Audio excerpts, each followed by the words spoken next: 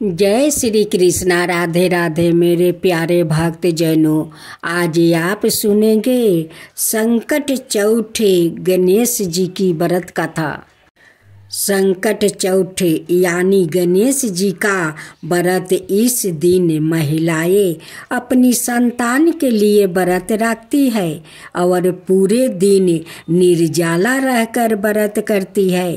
रात को चांद को आने पर व्रत खोलती है। इस दिन गणेश जी और चौथ माता की पूजा की जाती है।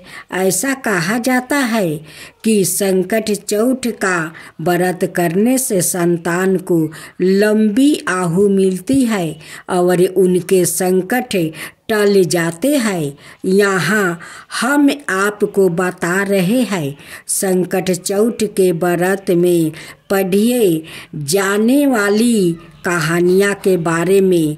इस व्रत में खास तौर पर एक देवरानी जेठानी वाली संकट माता की कहानी पढ़ी जाती है, तो दूसरी तरफ गणेश जी और बुढ़िया माई वाली कहानी पढ़ी जाती है। यहाँ पढ़े संपूर्ण व्रत कथा। एक के शहर में देवरानी जेठानी रहती थी। देवरानी गरीब थी और जेठानी अमीर थी। देवरानी हमेशा गणेश जी का पूजा और व्रत करती थी। देवरानी का पति जंगल से लकड़ी काट कर बेचता था। देवरानी घर का खर्च चलाने के लिए जेठानी के घर काम करती थी और शाम को बचा हुआ खाना लेकर जाती थी। माघ महीने में गणेश जी का व्रत संकट चौथ देवरानी ने रखा। उसके पास पैसा नहीं था, इसलिए उसने तिल और गुड़ लाकर तिल कूटा बनाया। पूजा करके तिल चौथ की कथा सुनी और जेठानी के यहाँ काम करने चली गई। सोचा शाम को चंद को अर्घ देकर देवरानी के यहाँ से लाया खाना और तिल कूटा खाऊंगी। शाम को जब जेठानी के घर खाना बनाया तो उसके जेठानी का व्रत होने के कारण सभी ने खाना खाने से मना कर दिया। अब देवरानी ने जेठानी से बोली, आप मुझे खाना दे दो जिससे मैं घर जाऊं। इस पर जेठानी ने कहा कि आज तो किसी ने भी अभी तक खाना नहीं खाया, तुम्हें कैसे दे दूं? तुम सवेरे ही बचा हुआ खाना ले जाना। देवरानी उदास मन से घर चली गई। देवरानी के घर पर पति बच्चे सब आस लगाए बैठे थे कि आज तो त्योहार है, इसलिए कुछ पकवान आदि खाने को मिलेगा। लेकिन जब बच्चों को पता चला कि आज तो रोटी भी नहीं मिलेगी तो बच्चों रोने लगे। उसका पति भी बहुत क्रोधित हो गया और कहने लगा कि दिन भर काम करने के बाद भी वो 2 रोटियां नहीं ला सकती। वो बेचारी गणेश जी को याद करती हुई रोते रोते पानी पीकर सो गई। उस दिन संकट माता बुढ़िया माता का रूप धारण कर देवरानी के सपने में आई और कहने लगी, सो रही है या जाग रही है? वो बोली, कुछ सो रहा हूँ, कुछ जाग रहा हूँ। बुढ़िया बोली, भूखी लगी है, खाने के लिए कुछ दे। देवरानी बोली, क्या दूं? मेरे घर में तो अन्न का एक दाना भी नहीं है। जेठानी बाचा कूचा खाना देती थी, आज वो भी नहीं मिला। पूजा का बाचा हुआ तिल कूटा छीके पड़ा है, वो ही खा लो। संकट माता ने तिल कूटा खाया और उसके बाद कहने लगी, टलट लगी है, कहाँ करूं? उसने कहा, यह खाली झोपड़ी है, आप कहीं भी जा सकती हो, जहाँ इच्छा हो वहाँ टॉयलेट कर लो।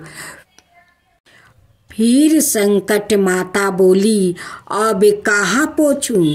अब देवरानी को गुस्सा आ गया कि उन्हें कब से परेशान किया जा रहा है। सो बोली कि मेरी साड़ी से पोंछ लो। देवरानी जब सुबह उठी तो यह देखकर हैरान रह गई कि पूरा घर हीरो और मोतियों जगमगा उठा है। उस दिन देवरानी जेठानी के काम करने नहीं गई। जेठानी ने कुछ देर तो रह देखी, फिर बच्चों को देवरानी को बुलाने भेज दिया। जेठानी ने सोचा कल खाना नहीं दिया था, इसलिए शायद देवरानी बुरा मान गई होगी। बच्चे बुलाने गए। देवरानी ने कहा कि बेटा, बहुत दिन तेरी माँ के यहाँ काम कर लिया है। बच्चों ने घर जाकर माँ से कहा कि चाची का पूरा घर हीरो और मोतियों से जगमगा उठा है। जेठानी दौड़कर देवरानी के पास आई और पूछी कि यह सब कैसे हो गया। देवरानी ने उसके साथ जो हुआ वो सब कह डाली। उसने भी वैसे ही करने की सोची। उसने भी संकट चौथे के दिन तिलकुटा बनाया। रात को संकट माता उसके भी सपने में आई और बोली, भूख लगी है, मैं क्या खाऊं? जेठानी ने कहा कि आपके लिए छीके में रखा है, फल और मेवा भी रखा है, जो चाहे खा लो। संकट माता बोली, अब टॉयलेट कहाँ करूं? जेठानी बोली, मेरे इस महल में कहीं भी टॉयलेट कर लो। फिर उन्होंने बोला कि अब पोंछूं कहाँ? जेठानी बोली, कहीं भी पोंछ लो। सुबह जब जेठानी उठी तो घर में बदबू गंदगी के अलावा कुछ नहीं थी।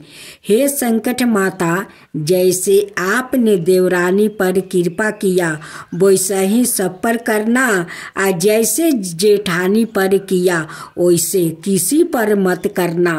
अब दूसरी कहानी। एक बुढ़िया माई थी। वो बहुत ही गरीब और दृष्टिहीन थी। उनके एक बेटा और बहू था। वो बुढ़िया माई सदाए गणेश जी की पूजा किया करती थी। एक दिन गणेश जी प्रकट होकर उस बुढ़िया माई से बोले, बुढ़िया माँ, तू जो चाहे सो मांग ले। बुढ़िया माई बोली, मुझसे तो मांगना नहीं आता, कैसे और क्या मांगूं? तब गणेश जी बोले, अपने बहू बेटा से पूछ कर मांग ले। तब बुढ़िया माई ने अपने बेटे से कहा, गणेश जी कहते हैं तू कुछ मांग ले, बताओ मैं क्या मांगूं? पुत्र ने कहा, माँ तू धन मांग ले। बहू से पूछा तो बहू ने कहा, नाती मांग लो। तब बुढ़िया ने सोचा कि यह तो अपने अपने मतलब की बात कर रहा है। अत उस बुढ़िया माई ने पड़ोसिन से पूछा तो उन्होंने कहा, बुढ़िया तू तो थोड़ी दिन जिएगी, क्यों तू धन मांगे और क्यों तू नाती मांगे? तू तो अपनी आंखें की रोशनी मांग ले, जिससे तेरी जिंदगी आराम से कट जाएगी। इस पर बुढ़िया माई बोली, यदि आप प्रसन्न है तो मुझे 9 करोड़ की माया दे, निरोगी का काया दो, अमर सुहाग दो, आँखों की रोशनी दो, नाती दो, पोता दो और सब परिवार को सुख दो और अंत में मोक्ष दो। यह सुनकर तब गणेश जी बोले, बुढ़िया माई तूने तो हमें ठगा लिया, फिर भी जो तूने मांगा है वचन के अनुसार सब तुझे मिलेगा। और यह कहकर गणेश जी अंतर्ध्यान हो गया। उधर बुढ़िया माँ ने जो कुछ मांगा वो सब कुछ मिल गया। हे गणेश जी महाराज, जैसे तुमने उस बुढ़िया माई को सब कुछ दिया वैसे ही सबको देना। गणेश जी रिद्धि सिद्धि के देवता और विघ्न विनाशक देवता है, जो पूजा अर्चना से प्रसन्न होकर भक्त की हर बाधा को दूर करे, सुख सौभाग्य और धन धनाई के भंडार भर देते हैं। उनकी दयाशीलता और दानशीलता को लेकर काफ़ी कथाएं भी प्रचलित है, जिनमें एक बुढ़िया से खीर खाने की लोक कथा काफ़ी प्रसिद्ध है। गणेश जी और खीर की कहानी। एक बार गणेश जी ने पृथ्वी के मनुष्यों को परीक्षा लेने का विचार किया। वो अपना रूप बदलकर पृथ्वी पर भ्रमण करने लगे। उन्होंने एक बालक का रूप बना लिया और एक हाथ में एक चमचा में दूध ले लिया और दूसरे हाथ में एक चुटकी चावल ले लिया और गली गली घूमने लगे। साथ ही साथ आवाज लगाते चल रहे थे, कोई मेरे लिए खीर बना दो, कोई मेरे लिए खीर बना दो, कोई मेरे लिए खीर बना दो। कोई भी उन पर ध्यान नहीं दे रहा था, बल्कि लोग उन पर हंस रहे थे। वो लगातार एक गांव के बाद दूसरे गांव इसी तरह चक्कर लगाते हुए पुकारते रहे, पर कोई खीर बनाने के लिए तैयार नहीं था। सुबह से शाम हो गई, गणेश जी लगातार घूम रहे। एक बुढ़िया थी, शाम के वक्त अपनी झोपड़ी के बाहर बैठी हुई थी। तभी गणेश जी वहाँ से पुकारते हुए निकले कि कोई मेरी खीर बना दे, कोई मेरी खीर बना दे। बुढ़िया बहुत कोमल दया वाली स्त्री थी। उन्होंने कहा, बेटा मैं तेरी खीर बना देती हूँ। गणेश जी ने कहा, माई अपने घर में से दूध और चावल लेने के लिए बर्तन लाओ। बुढ़िया एक कटोरी लेकर जब झोपड़ी का बाहर आई तो गणेश जी ने कहा, अपने घर का सबसे बड़ा बर्तन लेकर आओ। बुढ़िया को थोड़ी झंझलाहट हुआ, पर उसने कहा, चलो बच्चे का मन राख लेती हूँ। और अंदर जाकर वो अपने घर से सबसे बड़ा पतीला लेकर बाहर आई। गणेश जी ने चमचे में से दूध पतीले में ढालने शुरू किया। तब बुढ़िया के आश्चर्य की सीमा नहीं रही। तब उसने देखा दूध से पूरा पतीला भर गया है। एक के बाद एक वो बर्तन झोपड़ी बाहर लाती गई और उसमें गणेश जी दूध भरते चले गए। इस तरह से घर के सारे बर्तन दूध से लबालब भर गया। गणेश भगवान ने बुढ़िया से कहा, मैं स्नान करके आता हूँ, तब तक तुम खीर बना लो, मैं आपस आकर खाऊंगा। बुढ़िया ने पूछा, मैं इतनी सारी खीर का क्या करूं? इस पर गणपति जी बोले, सारे गांव को दावत दे दो। बुढ़िया ने बड़े प्यार से मन लगाकर खीर बनाई। खीर की भीनी भीनी मीठी मीठी खुशबू चारों दिशाओं में फैल गई। खीर बनाने के बाद वो हर घर में जाकर खीर खाने का न्योता देने लगी। लोग उस पर हंस रहे थे। बुढ़िया के घर में खाने को दाना नहीं है और यह सारे गांव को खीर खाने की दावत दे रही है। लोगों को कुतूहल हुआ और खीर की खुशबू से लोग खींचे चले आए। लो सारा गांव बुढ़िया के घर में इकट्ठा हो गया।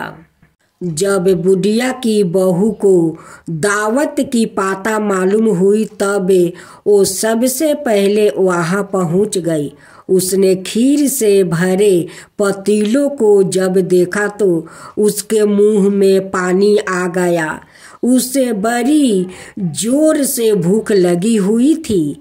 उसने एक कटोरी में खीर निकाल ली और दरवाजे के पीछे बैठकर खाने की तैयारी करने लगी। इसी बीच एक छींटा गिर गया और गणपति जी को भोग लग गया और वो प्रसन्न हो गए। अब पूरे गांव को खाने की दावत देकर बुढ़िया वापस अपने घर आई तो उसने देखा बालक वापस आ गया था। बुढ़िया ने कहा, बेटा खीर तैयार है, भोग लगा लो। गणपति जी बोले, माँ भोग तो लाग चुका है, मेरा पेट पूरी तरह से भर गया है, मैं दिरपीत हूँ, अब तू खा ले, अपने परिवार और गांव वालों को खिला दे। बुढ़िया ने कहा, यह तो बहुत ज़्यादा है, सबका पेट भर जाएगा, इसके बाद भी यह बच जाएगी। उस बीच खीर का मैं क्या करूँगी? इस पर गणेश जी बोले, इस बीच खीर को रात में अपने घर के चारों कोने में रख देना। और बुढ़िया ने ऐसा ही किया। जब सारा गांव जी भर कर खा चुका तब भी ढेर सारी खीर बच गई।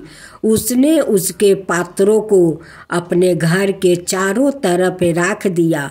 सुबह उठकर उसने क्या देखा, पतीलों में खीर के स्थान पर हीरे जवाहरात और मोती भर गया है। वो बहुत खुश हुई। उसकी सारी दलीदरता दूर हो गई और वो आराम से रहने लगी। उसने गणपति जी का एक भाव मंदिर बनवाया और साथ में एक बड़ा सा तालाब भी खुदवाया। इस तरह उसका नाम दूर दूर तक प्रसिद्ध हो गया। उस जगह वार्षिक मेले लगने लगे। लोग गणेश जी की कृपा प्राप्ति करने के लिए उस स्थान पर पूजा करने और मन्नत मांगने के लिए आने लगे।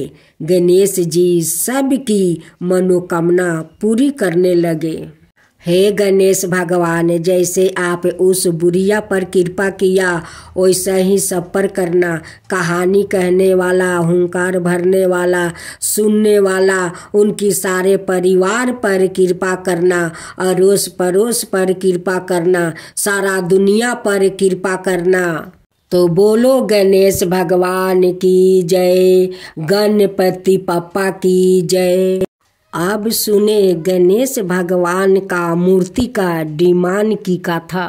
वृंदावन तीर्थ स्थली कही जाती है। इसी को लेकर मथुरा वृंदावन में हर पर्व हर्षोल्लास के साथ मनाया जाता है।